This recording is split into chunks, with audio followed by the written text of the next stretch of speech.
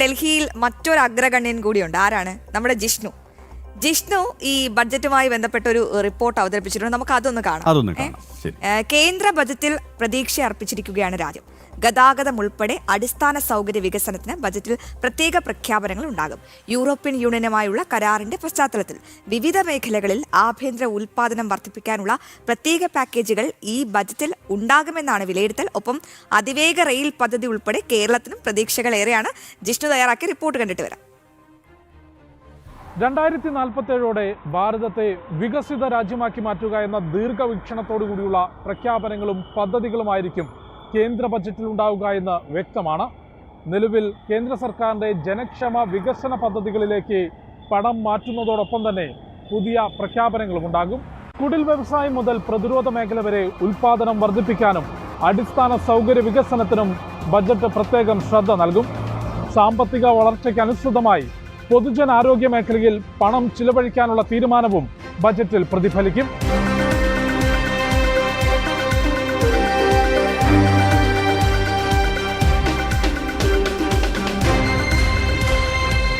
ലോകത്തിലെ തന്നെ ഏറ്റവും വലിയ കാർഷിക ഉൽപാദക രാജ്യങ്ങളിൽ ഒന്നായതുകൊണ്ട് തന്നെ കാർഷിക മേഖല കേന്ദ്ര ബജറ്റിനെ പ്രതീക്ഷയോടെ ഉറ്റുനോക്കുകയാണ്.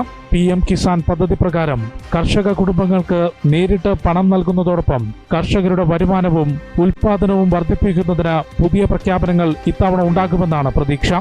दूसरे क्वार्टर का इस शताब्दी की दूसरे क्वार्टर का ये पहला बजट आ रहा है और वित्त मंत्री निर्मला जी देश की पहली वित्त मंत्री ऐसी है, महिला वित्त मंत्री ऐसी है जो लगातार 9वीं बार देश के संसद में बजट प्रस्तुत करने जा रही है. आत्मविश्वास भरा हिंदुस्तान आज विश्व के लिए आशा की किरण भी बना है, आकर्षण का केंद्र भी बना है.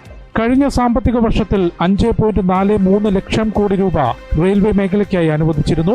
ബുള്ളറ്റ് ട്രെയിൻ പ്രൊജക്ടുമായി ബന്ധപ്പെട്ട പ്രവർത്തനങ്ങൾക്ക് വേഗം പകരുന്ന പ്രഖ്യാപനങ്ങളോടൊപ്പം അതിവേഗ റെയിൽപാത ഉൾപ്പെടെ റെയിൽവേ മേഖലയിൽ കേരളത്തിനും പ്രതീക്ഷകളേറെയുണ്ട്. ട്രാക്കുകളുടെ ആധുനികവൽക്കരണം ഉൾപ്പെടെയുള്ള നടപടികൾ നേരിടുന്ന വെല്ലുവിളികൾക്ക് പരിഹാരം കാണാനും ബജറ്റിൽ ശ്രമമുണ്ടാകും.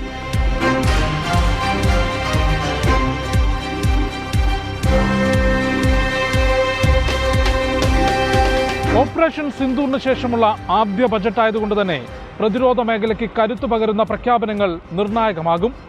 ഇതിനോടകം അത്യാധുനിക മിസൈൽ ലോഞ്ചർ ഉൾപ്പെടെയുള്ള പ്രതിരോധ ഉപകരണങ്ങൾ ഭാരതം സ്വന്തമായി നിർമ്മിക്കുന്നുണ്ട്. മുൻപ് എല്ലാ മേഖലയിലും ഇറക്കുമതിയെ ആശ്രയിച്ചിരുന്ന രാജ്യം ഇന്ന് കയറ്റുമതിയിൽ ലോകത്തിലെ ഏറ്റവും വലിയ രണ്ടാമത്തെ രാജ്യമായി മാറുകയാണ്. അതിന് വഴികാട്ടുന്നതാകും ബജറ്റ് എന്ന പ്രഖ്യാപനമാണ് പ്രധാനമന്ത്രി നരേന്ദ്രമോദി ഉൾപ്പെടെയുള്ളവർ നടത്തിയത്. ഡൽഹിയിൽ നിന്നും ഉണ്ണി കെ വാര്യർക്കൊപ്പം ജിഷ്ണു കൃഷ്ണൻ, ജനം.